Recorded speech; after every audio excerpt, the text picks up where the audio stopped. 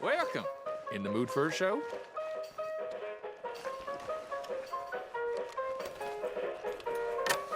Ticket for one, please.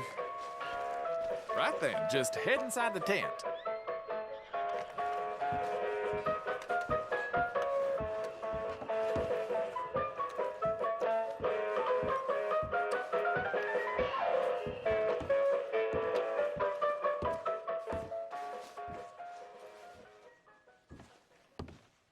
Welcome, one and all, to the remarkable example of modern entertainment at its finest. Now, most of you young'uns, I'm sure, know about our great national hero and pioneer, Josiah Blackwater. Him that gave the town of Blackwater its nomenclature. You see, only about 100 years ago, we're nothing here but big old forest, ferocious beasts, surly savages, arid deserts, and unconquered mountains. The West, well, the whole West was untamed. Your mama probably told you bedtime stories about Josiah's many adventures. But I'm gonna tell you a story you ain't likely to have heard about his possum hat. Now, Josiah Blackwater was born in the year of our Lord 1782 in a log cabin just west of Ansburg. He was a special boy. His pa gave him his first rifle when he was 3 years old.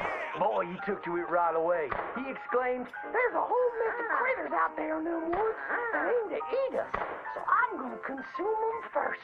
Yes, sir. He really took to killing all manner of things. He was such a keen shot. One morning, he was sorting up some winter turnips for the root cellar when a big old bear and her cubs came in the kitchen hunting for food. It had a mind to eat up all the jams and preserves. Josiah grabbed that bear and wrestled her to the ground and squeezed and squeezed and squeezed. He whooped the tar clean out of that big old critter. Then he tied her up and grabbed them cubs and ground them into sausages while the mama bear watched. That's fine eating. His mom and pa knew right then he was cut out to be the finest wild frontiersman that ever drew breath. But first, they wanted him to get some book learning. After only 3 days of attending school, Josiah beat the living daylights out of a class bully and announced to his daddy that he was tired of ciphering and mathematics on account it's only good for adding up the number of critters or Indians you can kill. So he ran away from home and headed west. Now, these lands were occupied by savages then, and when Josiah Blackwater came scouting through, he recognized it to be a land of splendor, wasted on those that couldn't appreciate it on account of worshiping false idols. He got rid of all them pesky buffalo, and thereby ensured those infernal Injuns didn't have nothing to eat. Of course, that got them mightily riled up, so he had to slaughter all of them too. Just like his daddy had once done to the Redcoats in 1775. Right about that time, he met an Indian girl he took pity on account of having annihilated her family. She was 12 years old, and so he took her as his wife. She gave him 2 sons before she died of typhus. Now, y'all know that Josiah Blackwater wore a possum for a hat. But most don't know how that came to be.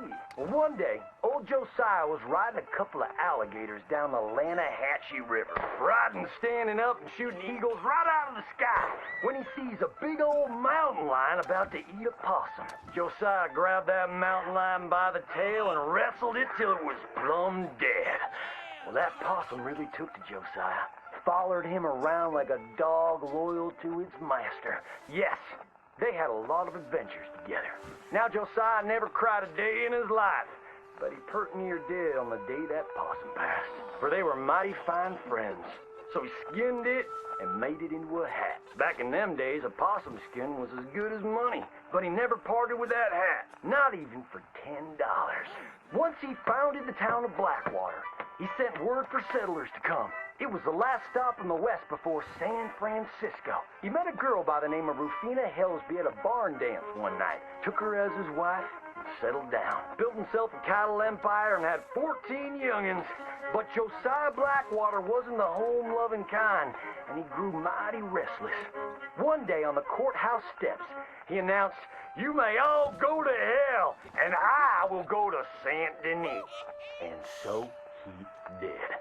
Enjoyed French pursuits of strumpets and wanton gluttony, which is where he came upon the idea of running for Congress. He wore that possum hat every day as a congressman, as a reminder of where he come from, saying, I may live in barbaric splendor, but I always remember, keep your friends close and your gun closer, because you don't know when you might have to shoot them.